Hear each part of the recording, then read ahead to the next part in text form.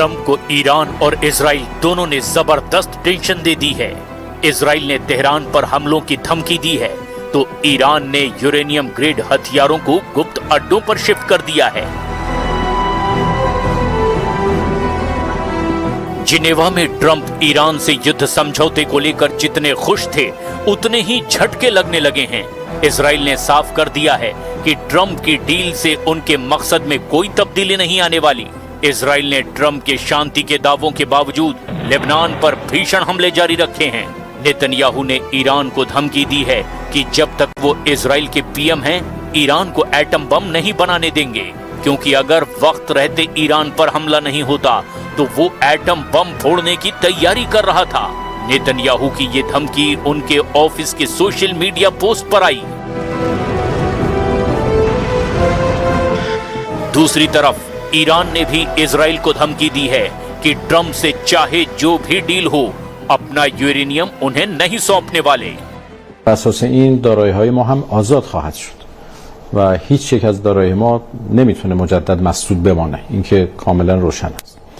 برای بازسازی خساراتی که به ایران وارد شده یک طرح اقتصادی پیش بینی شده در این توافقنامه که عرض میکنم از اون مواردی هست که باید با جزئیاتش بیاد.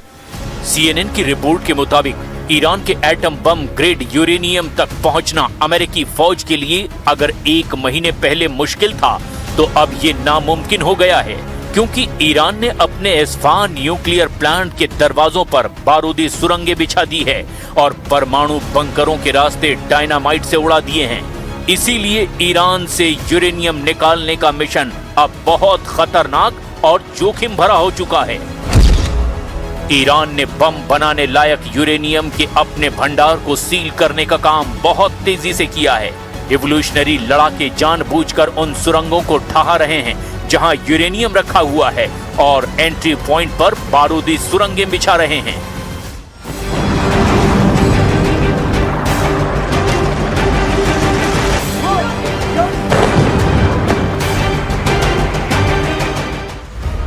Iran के पास 440.9 kilogram uranium का अनुमान लगाया जाता है।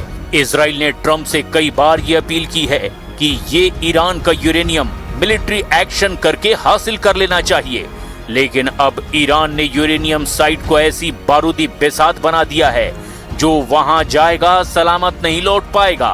इस खबर के पीछे एक और खौफनाक थ्योरी सामने आ रही है। अमेरिकी विशेषज्ञ अब शक जता रहे हैं कि ईरान ने ट्रंप की आंखों में धूल झोंकने के लिए ये ड्रामा रचा है। आशंका ये जताई जा रही है कि इस्फहान एटमी सेंटर के मलबे के नीचे अब कुछ ही नहीं बचा है, क्योंकि हथियार ग्रेड यूरेनियम को रिवोल्यूशनरी फोर्स पहले ही गुप्त अड्डों पर शिफ्ट कर चुकी है। इस्फहान में चल रहे सभी एक्शन सुपर पावर को गुमराह करने के लिए हो रहे हैं। ये टाइमिंग बहुत कुछ बयां करती है।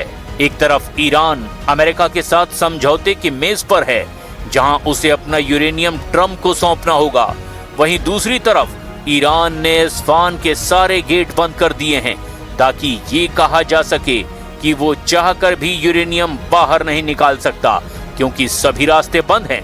मतलब ये कि ईरान एटम बमों को बचाने के सारे तरीके आजमा रहा है।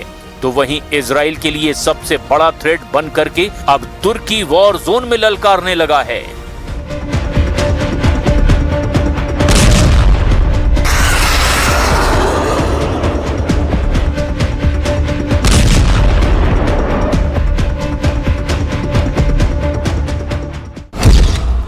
यरूशलम पोस्ट की रिपोर्ट के मुताबिक तुर्की ने इजराइल से युद्ध की तैयारी शुरू कर दी है। इसके कई सिग्नल मिले हैं, जैसे तुर्की ने सैन्य नियमों में बड़े बदलाव किए हैं। एर्दोआन ने आपातकालीन शक्तियां बढ़ा ली हैं। तुर्की ने मिसाइलों और ड्रोनों के प्रोडक्शन में तूफानी तेजी लाई है। तुर्की के लीडर लगातार इजराइल विरोधी बयानबाजी कर रहे हैं। एर्दोआन हर मौके पर नेतन्याहू को विलन ठहराते हैं।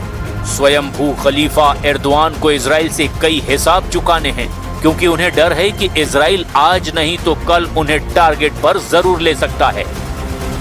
तुर्की और इजराइल की पुरानी दुश्मनी भी युद्ध की बड़ी वजह बन सकती है। इजराइल ने जब कतर पर हमला किया था तो सबसे ज्यादा अगर किसी देश ने नेतन्याहू को बुरा भला कहा तो वो तुर्की ही था। तुर्की ने इजराइल के साथ सभी आर्थिक रिश्ते तोड़ दिए थे। तुर्की ने अपना एयर स्पेस इजरायली विमानों के लिए बंद कर दिया था। तुर्की ने अपने बंदरगाहों पर इजरायली जहाजों की एंट्री पर पाबंदी लगा दी थी। तुर्की ने अपने जहाजों को भी इजरायली बंदरगाहों पर जाने की इजाजत देने से मना कर दिया था। अब तुर्की इजराइल की उस फहरिस्त में शामिल होता जा रहा है जिसमें अभी ईरान और लेबनान हैं। इजराइल के बढ़ते दखल ने एर्दोआन को एहसास दिला दिया है कि ईरान पर अटैक के बाद उनका नंबर हो सकता है। इसीलिए अब उन्होंने नेतन्याहू से टक्कर लेने का मन बना लिया है। एर्दोआन गाजा की ये तस्वीरें पिछले 1.5 साल से देख रहे हैं। 2023 में ये युद्ध शुरू हुआ, लेकिन एर्दोआन कोई एक्शन लेने के बारे में खामोश रहे।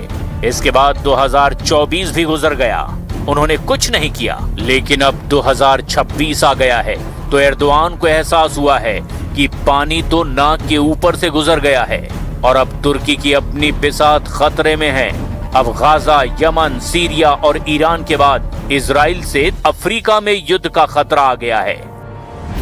तुर्की ने इजराइल को डराने के लिए एक बड़ा धमाका जुलाई 2025 में किया था और बता दिया था कि ऐसा धमाका, ऐसी तबाही, ऐसे कंपा देने वाला ब्लास्ट अब एर्दोआन का बम तैयार है।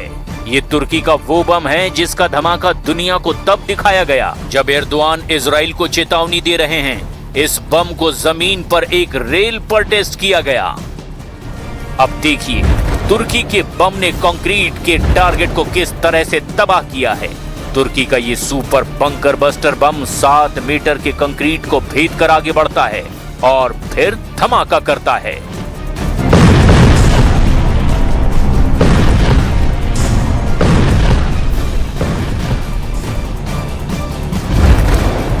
अब देखिए एर्दोआन का दूसरा बम।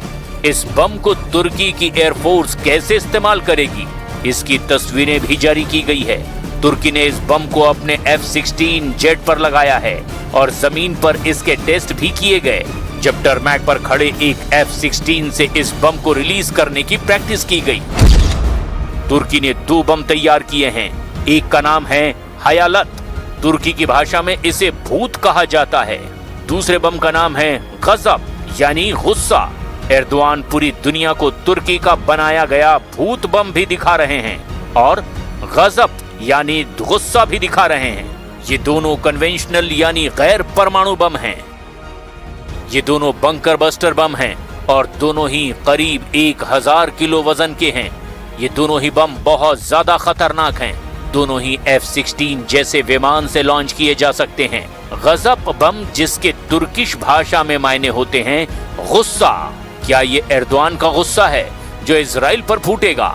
माना जा रहा है कि तुर्की के दोनों बम अब एर्दोआन को बड़े युद्ध के लिए तैयार कर चुके हैं। तुर्की का दावा है कि गजब बम 2 किलोमीटर के दायरे में सब कुछ तबाह कर देगा। ये अमेरिका के MK-84 और मार्क 84 बंकर बस्टर से 3 गुना ज्यादा ताकतवर बताया जा रहा है। नेटो देशों के मुख्य हथियारों में से एक MK-84 बम 3.5 मीटर चौड़ी कंक्रीट को भेद सकता है, जबकि तुर्की का गजब बम 7 मीटर चौड़ी कंक्रीट को चीर कर दिखा चुका है। दोनों ही बम का वजन 1000 किलो से कुछ ही कम है। दोनों को विमानों से लॉन्च किया जाता है।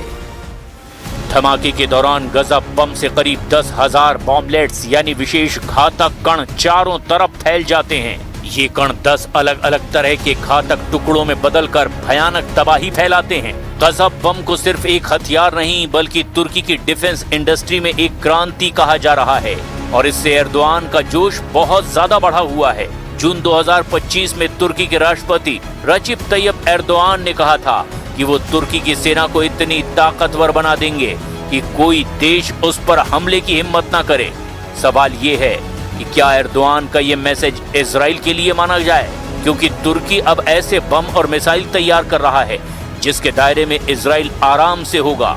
तुर्की ने अपनी हाइपरसोनिक मिसाइल दुनिया को दिखाई है। इस्तांबुल में अंतर्राष्ट्रीय हथियार मेले में तुर्की ने आवाज से 5 गुना तेज रफ्तार से हमला करने वाले हथियार की नुमाइश की थी। यह है तुर्की की तैफून ब्लॉक 4 मिसाइल, जो एक हाइपरसोनिक मिसाइल है। इसे तुर्की की मिसाइल बनाने वाली कंपनी रॉकेस्तान ने तैयार किया है। इस मिसाइल की रफ्तार है 6000 किलोमीटर प्रति घंटा। ये मिसाइल 1 सेकंड में 1666 मीटर की दूरी तय करती है। एर्दोआन का मूड युद्ध का नजर आ रहा है। उनकी सेना कुछ बड़ा करने जा रही है। ये खतरा नेतन्याहू को भी नजर आ रहा है। इस बार तुर्की ने हद पार की तो इजराइल अमेरिका की तरफ देखेगा भी नहीं, क्योंकि ट्रंप तुर्की पर कुछ ज्यादा ही मेहरबान हैं। इसीलिए इजराइल अकेले ही तुर्की को कई टुकड़ों में तोड़कर एर्दोआन की युद्ध सनक मिटा सकता है।